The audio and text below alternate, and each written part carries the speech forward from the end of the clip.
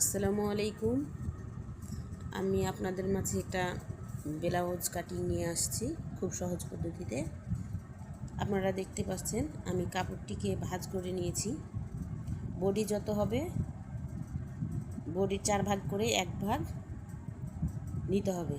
Body আমাদের 34, বডিকে 4 ভাগ করে আমরা 1 ভাগ নিব। 4 ভাগ করে আমরা 1 ভাগ নিয়েছি। দিয়ে আমাদের বডি হচ্ছে 8.5 আর হাফ ইঞ্চি নিচ্ছি সেলাইয়ের জন্য। ব্লাউজে কখনো বেশি নেওয়া যাবে না, অতিরিক্ত কাপড় বেশি নেওয়া যাবে না। এখন আমরা পুট নিলাম, পুট নিয়েছি 6 ইঞ্চি।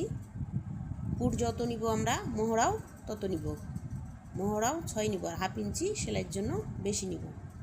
আর পুট গলা আমরা 2.5 ইঞ্চি নিয়েছি।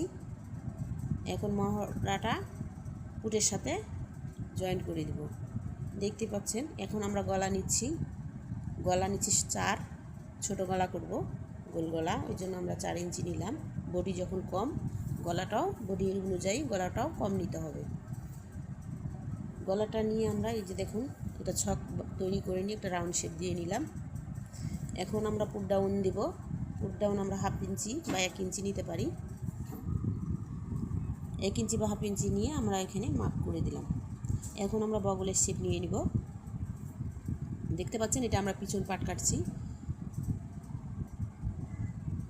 কোমরের দিক থেকে নিয়ে আমরা হাফ ইঞ্চি কম করে নিয়ে আমরা বডির সাথে জয়েন করে নেব। আর এখানে আমরা লম্বা নিয়েছি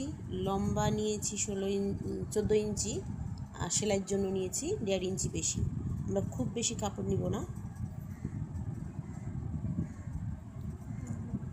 এখন আমরা ব্লাউজটি কেটে নিচ্ছি, গলাটা কাটিং করতেছি। দেখুন খুব সাবধানে গলাটা কাটিং করতে হবে, নতুনদের জন্য একেবারেই সহজ। আমরা ব্লাউজটা এখন কেটে নিচ্ছি। পিছন পাটটা আগে সবসময় আমরা মাথায় রাখবো, ব্লাউজের আমরা পিছন পাটটা কেটে নেব।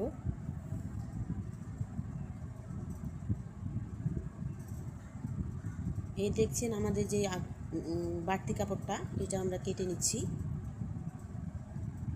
সবসময় আমরা পিছন পাটটা কেটে নিব।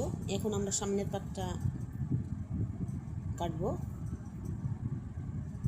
এই দেখুন আমরা এক কর্নার থেকে আরেক কর্নারে থেকে নিয়ে কাটবো ব্লাউজের। দেখছেন আমরা এক কর্নারে কাটলাম, এখন ওই পাশটা বাদ দিয়ে আমরা এই পাশে এই কর্নারে কাটবো। এখানেও আমাদের পিছন যে বডির পাশটা এখানে আমরা উপরে রেখে হাফ ইঞ্চি বেশি রেখে